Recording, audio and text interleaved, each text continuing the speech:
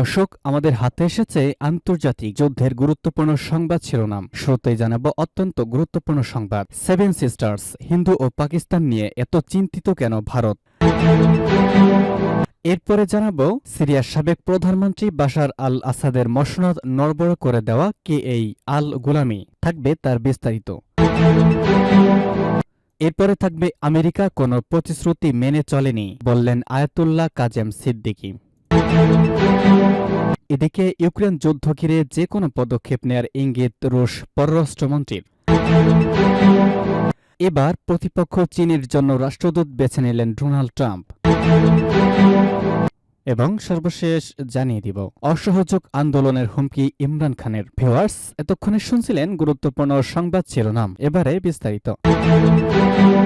Seven sisters, Hindu ও পাকিস্তান নিয়ে এত চিন্তিত কেন ভারত? 1971 সালে ভারতের পার্লামেন্টে পাশ হওয়া নর্থ ইস্টার্ন কাউন্সিল অ্যাক্টের অধীনে উত্তর পূর্বাঞ্চলে 7টি অঙ্গরাজ্য হল আসাম, নাগাল্যান্ড, মণিপুর, মেঘালয়, অরুণাচল প্রদেশ, ত্রিপুরা ও মিজোরাম। ভারতের মূল অংশের সঙ্গে সরাসরি যোগাযোগের ক্ষেত্রে বাধা ভূমিবেষ্টিত ল্যান্ড লকড দেশটির উত্তর পূর্বাঞ্চল। বিশাল অঞ্চলটি ভূমিবেষ্টিত হলেও বাংলাদেশের সন্নিকটে। সেখানকার অর্থনীতি ভারতের মূল অংশের তুলনায় দুর্বল। জনগণের জীবনযাত্রার মান অনুন্নত, এমনকি নিম্ন স্তরে রয়ে গেছে। গণ অভ্যুত্থান পরবর্তী বাংলাদেশের ভারত বিরোধী একটা অবস্থান এবং এর প্রকাশ দেখা গেছে। ভারতের সেভেন সিস্টারকে টার্গেট করে বক্তব্য, হুঁশিয়ারি সোশ্যাল মিডিয়ায় প্রচার হওয়ায় উদ্বেগ ও উত্তেজনা তৈরি হয়েছে ভারতে। এদিকে ভারতীয় সংবাদ মাধ্যম এবং গণমাধ্যম, সামাজিক যোগাযোগ মাধ্যমে সংখ্যালঘু এবং হিন্দুদের ওপর হামলা এবং অত্যাচারের নানা রকম তথ্য, অপতথ্য এবং গুজব ব্যাপকভাবে প্রচার করতে দেখা গেছে। তাছাড়া ত্রিপুরার আগরতলায় বাংলাদেশ সহকারী হাইকমিশন কার্যালয়ে হামলার পর ব্যাপক বিক্ষোভ সৃষ্টি হয়েছে।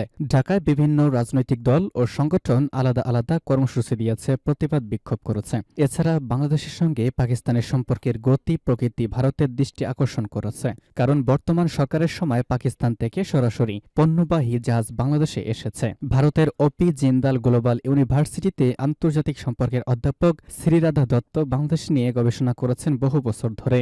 দত্ত বিবিসিকে অভ্যুত্থান পরবর্তী সরকার প্রসঙ্গে ভারতের ভাবনা কেমন সেটা তুলে ধরতে গিয়ে বলেন, from Indian point of view interim government, এটা তো একটা এক্সপেরিমেন্টাল গভর্নমেন্ট, এটা তো কনস্টিটিউশনালি মেনটেন্ড না। বাশারের মসনদ নড়বড়ে করে দেয়া কে এই আল গুলামি? মাত্র 3 দিনের মাথায় সিরিয়ার রাজধানী আলেপ্পো দখলের পর এবার কৌশলগতভাবে গুরুত্বপূর্ণ শহর হামা দখলের দ্বারপ্রান্তে বিদ্রোহীরা। 2 যুগ ধরে মধ্যপ্রাচ্যের দেশটিকে শাসন করা বশার আল আসাদ সরকারকে হঠাৎ কোণঠাসা করে আলোচনায় বিদ্রোহী গোষ্ঠী হায়াত তাহরির আল শাম। শুধু তাই নয়, এই অভিযানে বিশ্বজুড়ে ব্যাপক কৌতূহল তৈরি হয়ে গোষ্ঠীটির প্রধান মোহাম্মদ আল গুলামির সম্পর্কে। 1982 সালে সৌদি আরবে জন্ম নেওয়া 42 বছর বয়সী আবু মোহাম্মদ আল গুলামির আসল নাম মোহাম্মদ আল সারা। মাত্র 7 বছর বয়সে রিয়াদ থেকে পরিবারের সঙ্গে পাড়ি জমান সিরিয়ায়। দখলদার ইসরায়েলের দখল করা গোলান মালভূমি ছিল তার পূর্বপুরুষদের আদি নিবাস। তবে 2023 সালে গোলামি পাড়ি জমান পার্শ্ববর্তী দেশ ইরানে। সেখানে গিয়ে তিনি মার্কিন সেনাদের বিরুদ্ধে যুদ্ধ করতে আল কায়দায় যুক্ত হন। সে সময় আবু বকর আল বাগদাদির নেতৃত্বে আল কায়দার সমমনা গোষ্ঠীগুলো এক হয়ে তৈরি করে ইরানের চরমপন্থী ইসলামী স্টেট। এই গোষ্ঠীর সঙ্গে কিছু কাজ করার পর 2006 সালে মার্কিন বাহিনীর হাতে আটক হন গুলামি, ভোগ করেন 5 বছরের কারাদণ্ড। এরপরে 2011 সালে মুক্তি পান এই বিদ্রোহী নেতা। আর সেই সময় সিরিয়ায় আসাদ সরকারের পতনে চলছে তুমুল আন্দোলন।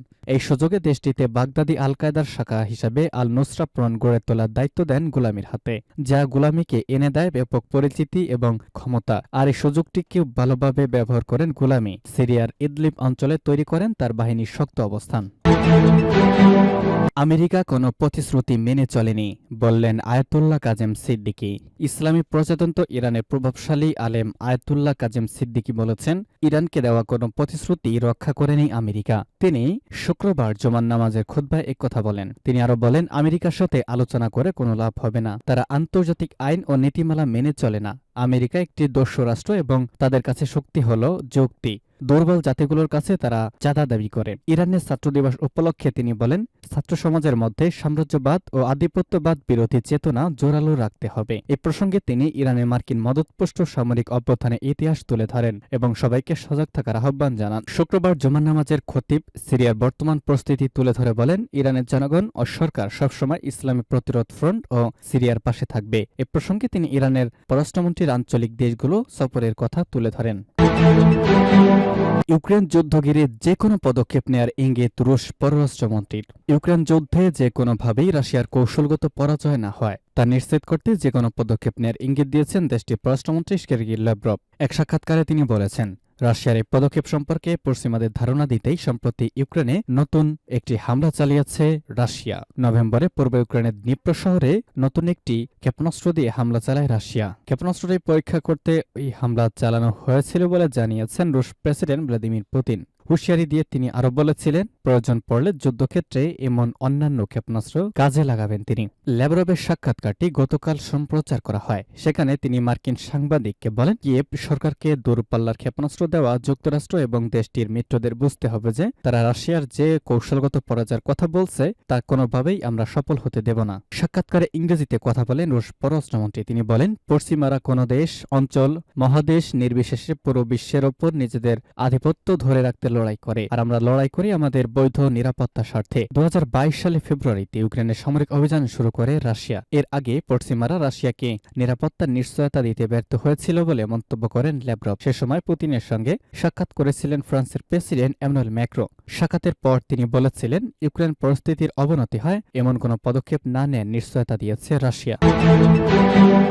এবার প্রতিপক্ষ চীনের জন্য রাষ্ট্রদূত বেছে নিলেন ডোনাল্ড ট্রাম্প। আগামী বছরের 20 জানুয়ারি হোয়াইট হাউসে দায়িত্ব গ্রহণের খুব বেশি দেরি নেই নবনির্বাচিত মার্কিন প্রেসিডেন্ট ডোনাল্ড ট্রাম্পের। এরই মধ্যে মন্ত্রিসভার জন্য 1 ডজনের বেশি পছন্দের প্রার্থীকে মনোনীত করেছেন তিনি। এবার ওয়াশিংটনের সঙ্গে বাণিজ্য উত্তেজনা ও তীব্র বৈরী সম্পর্ক থাকা চীনের জন্য পরবর্তী রাষ্ট্রদূতের নাম ঘোষণা করেছেন ট্রাম্প। গতকাল সাবেক সিনেটর ডেভিড পার্ডিওকে চীনের রাষ্ট্রদূত হিসেবে বেছে নিয়েছেন ট্রাম্প। শুক্রবার এক প্রতিবেদনে তথ্য জানিয়েছে ফিনান্সিয়াল টাইমস। নিজের সামাজিক যোগাযোগ মাধ্যম ট্রুথ সোশ্যাল এক পোস্টে ট্রাম্প বলেন, এই অঞ্চলে শান্তি বজায় রাখতে আমাদের কৌশল বাস্তবায়নে ও চীনের নেতাদের সঙ্গে একটি উৎপাদনশীল ব্যবসায়িক সম্পর্ক স্থাপনে তিনি সহায়ক হবেন। ট্রাম্প হোয়াইট হাউসে প্রবেশের পর তার প্রথম দিনের কর্মসূচিতে চীন, মেক্সিকো ও কানাডার ওপর 25% শুল্ক আরোপের ঘোষণা দিয়ে রেখেছেন আগে থেকেই। আর নির্বাচনী প্রচারণার সময় চীনা পণ্যের ওপর আরও 60% বেশি শুল্ক আরোপের হুমকি দিয়েছিলেন তিনি। আর চীন পরিষ্কার ভাষায় জবাব দিয়েছে, অতিরিক্ত শুল্ক আরোপ করা হলে যুক্তরাষ্ট্রে সরবরাহ বন্ধ করে দিবে। 2016 সালে নির্বাচিত হওয়ার পর প্রথম মেয়াদেই ডোনাল্ড ট্রাম্প তথাকথিত বাণিজ্য যুদ্ধ শুরু করেছেন। চীন সরকার ট্রাম্পের এই আকস্মিক ঘোষণাকে নতুন করে বাণিজ্য যুদ্ধের ইঙ্গিত হিসেবে দেখছে। তবে বাণিজ্য যুদ্ধ যদি শুরু হয় তাহলে সংকট বাড়বে আঞ্চলিক এবং বৈশ্বিক ইস্যুতে। গত 5 নভেম্বরের প্রেসিডেন্ট নির্বাচনে ডেমোক্র্যাট প্রার্থী কমলা হ্যারিসকে হারিয়ে বড় জয় পান ডোনাল্ড ট্রাম্প। আগামী 20 জানুয়ারি নিজের দ্বিতীয় মেয়াদে তিনি শপথ নেবেন। সর্বশেষ জানিয়ে দিব, অসহযোগ আন্দোলনের হুমকি ইমরান খানের। পাকিস্তানের সাবেক প্রধানমন্ত্রী ইমরান খান দেশজুড়ে অসহযোগ আন্দোলনের হুমকি দিয়েছেন। পাশাপাশি দলীয় নেতাকর্মী ও সমর্থকদের আগামী সপ্তাহে সমাবেশ করার নির্দেশ দিয়েছেন পাকিস্তান তেহরিক ইনসাফ পিটিআই প্রতিষ্ঠাতা প্রধান। রাজধানী ইসলামাবাদে পিটিআইয়ের সমাবেশকে কেন্দ্র করে সহিংসতা এবং এতে প্রাণহানির ঘটনার কয়েকদিন পরে এমন হুমকি দিলেন ইমরান খান।